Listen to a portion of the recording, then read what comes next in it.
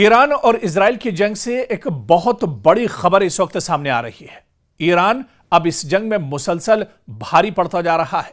Iran पूरी मजबूती के साथ यह जंग लड़ रहा है। ईरान दुश्मन को मुंहतोड़ जवाब दे रहा है।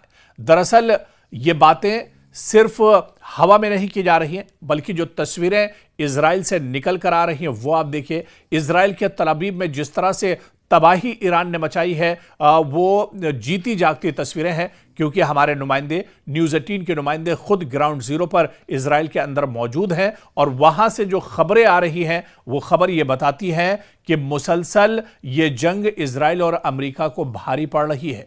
आप देखिए कि ट्रंप को पीछे हटने के अलावा कोई और रास्ता अब इस जंग में नहीं बचा है।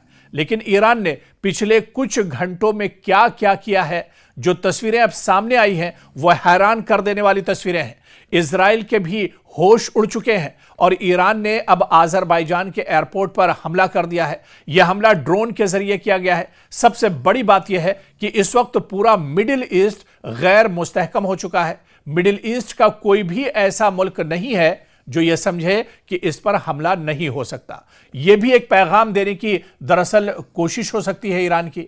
लेकिन जैसे ही यह हमला होता है तो आज़रबाईजान के सदर का बयान सामने आता है। वो कहते हैं कि इस हमले का हम अपने तरीके से बदला लेंगे।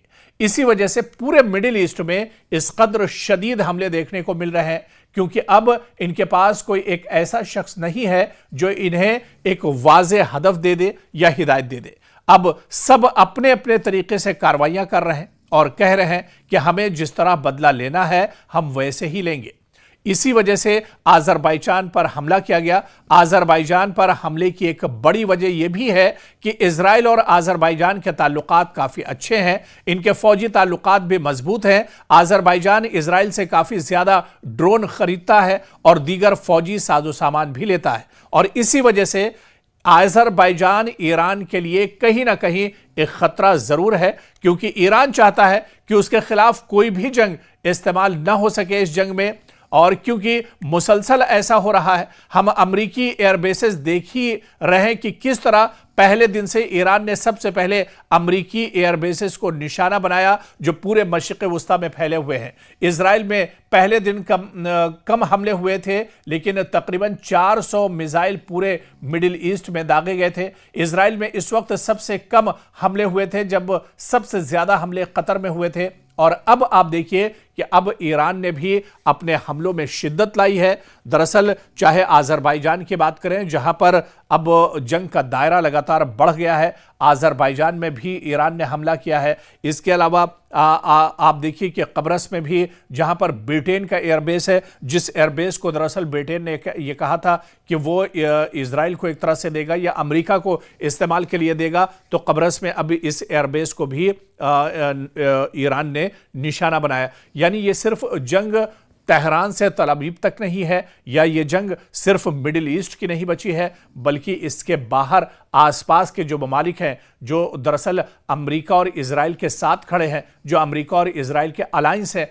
उन्हें भी अब लगातार इस जंग में निशाना बनाया जा रहा है। दुश्मनों को अब पूरी तरह से खमियाजा दरअसल भुगतना पड़ रहा है। और जैसे जैसे ये जंग बढ़ती जा रही है वैसे वैसे अब ईरान भी गियर बदलता जा रहा है। ईरान ने भी अब एक्सीलेटर पर एक तरह से पैर रख दिया है और अब तेजी के साथ ईरान की तरफ से भी ताबड़तोड़ हमले किए जा रहे हैं। जिस तरह से यह खबर तल अवीव से आई थी और इजराइल ने यह खबर दरअसल वाजे की थी कि ईरान की तरफ से खुर्रम शहर 4 मिसाइल का इस्तेमाल किया गया है। यह दरअसल एक क्लस्टर नुमा मिसाइल है जो दरअसल अपने हदफ तक पहुंचने से पहले ही हजारों बम एक साथ निकालती है और जो तकरीबन 8-10 किलोमीटर के दायरे पर एक साथ हमला कर सकती है।